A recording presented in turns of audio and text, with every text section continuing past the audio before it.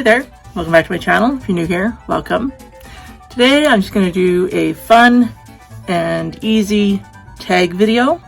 This one was originated by Sarah Rose here on YouTube. So the first question is, how long have you been project panning?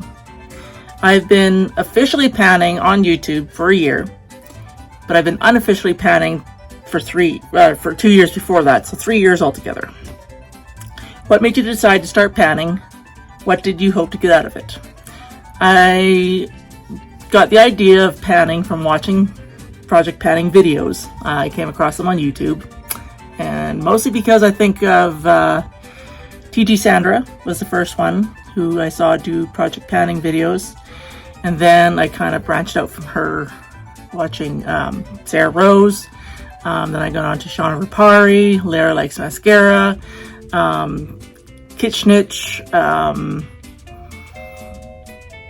then it's kind of gone from there. So what did I hope to get out of it? Exactly what panning does. Use up your products, get to know your products, get use out of your products, that sort of thing. How do you like to structure your project pans?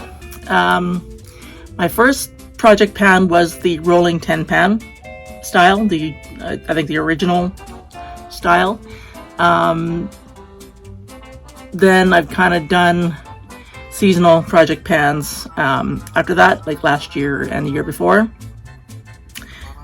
This year I'm doing just using my basics, like my foundation, concealer, basic eyeliner, like black, brown eyeliners, basic nude lipstick, nude lip liner, nude lip gloss.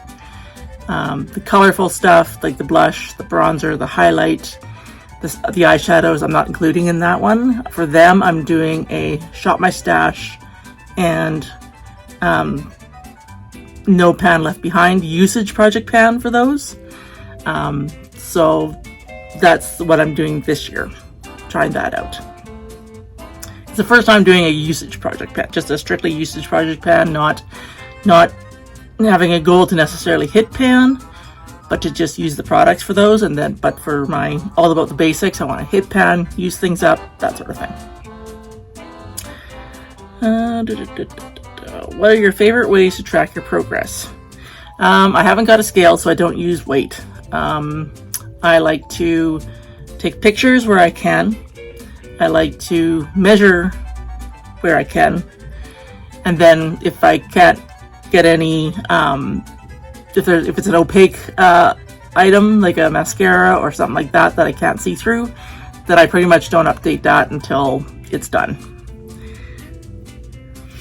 What products have been the easiest for you to pan? Oh, mascara. But that's, because they have anywhere from a 3 to 6 month lifespan. I've been able to get a little bit longer out of those, but they're pretty easy because, once they're starting to not work properly, you go to another one.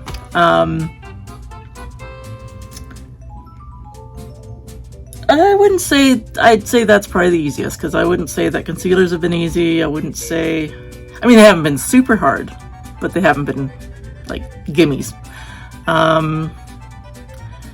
Probably hardest would be blush.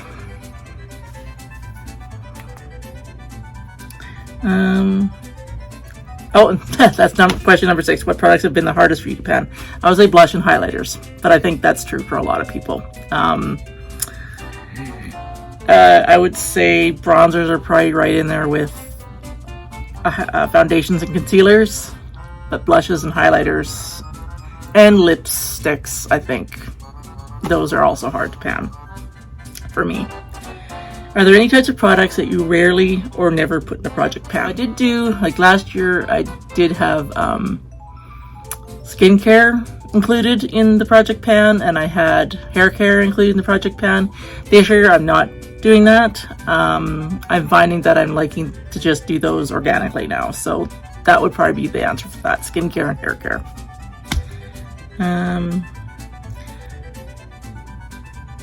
And that goes into number 8. Do you pan skincare, body care, or strictly makeup? again, I did that. I did skincare, some body care, and some hair care last year with my main project pan, seasonal project pan. Some things stayed in all year, other things got switched out for the season. But now I'm just doing strictly makeup. What is your number one advice for a successful project pan? A lot of YouTubers say don't hate pan. I think you can make certain things work, but if you absolutely hate it and it's a drudgery to try and get through, just declutter it. Give it to a friend. If it's old, get rid of it, but don't hate pan. Another one is, if you find it hard to pan eyeshadows or lipsticks, just do a usage project pan for them.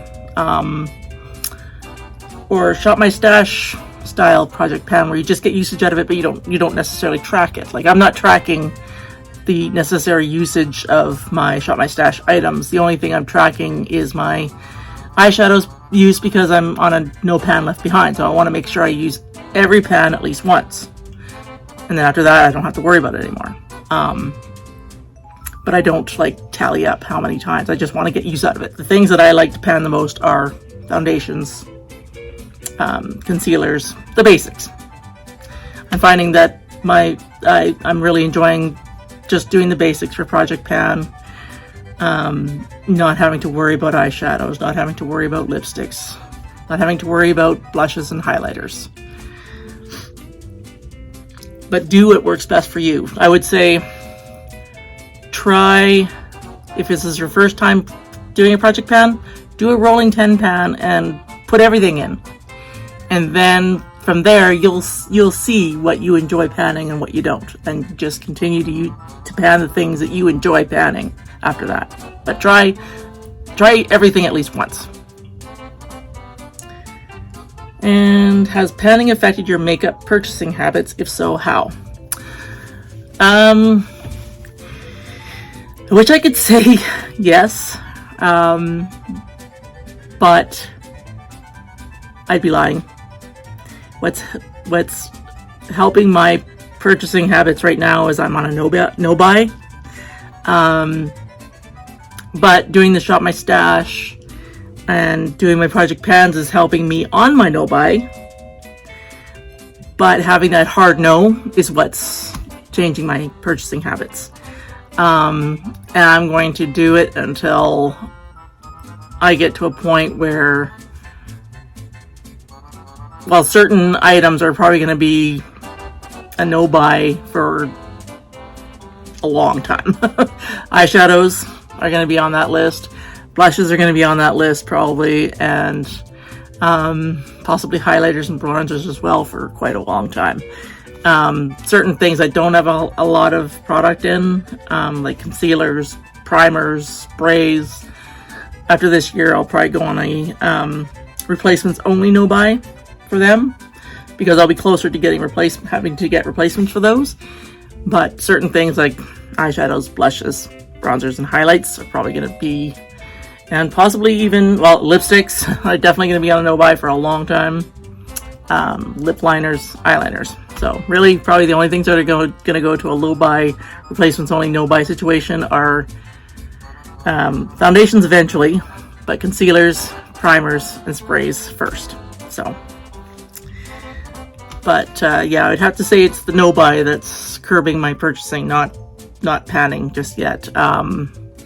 Because I think part of that was because I was changing them up seasonally and not really seeing a blush from start to finish. And that I may change down the line. But I'll probably be doing a no buy for at least all of this year, obviously, and I might even extend it into next year.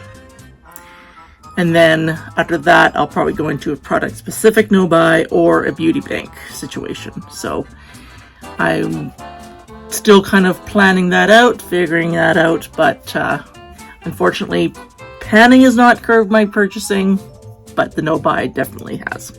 And if I can get to a point where I do pan a highlighter, a bronzer, a blush from start to finish and see how long that takes,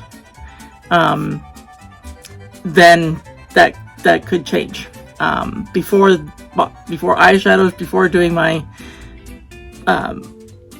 palette of the month, I was working on through my Sephora Beautiful Crush palette, which had tiny little eyeshadow pans, and those you go through those a lot faster than you do your traditional shadow pans. So I think that gave me a false sense of how long it takes. So I thought I'd better go on a no buy to curb my spending, because so far the project panning wasn't doing it. Anyway, that's a long-winded answer for a short question. So that is the tag. If you want to do the tag as well, I will also put the tag questions down below. Also Sarah Rose's profile as well, because she was the originator of this tag. So thank you for watching, and we'll see you in the next one. Bye.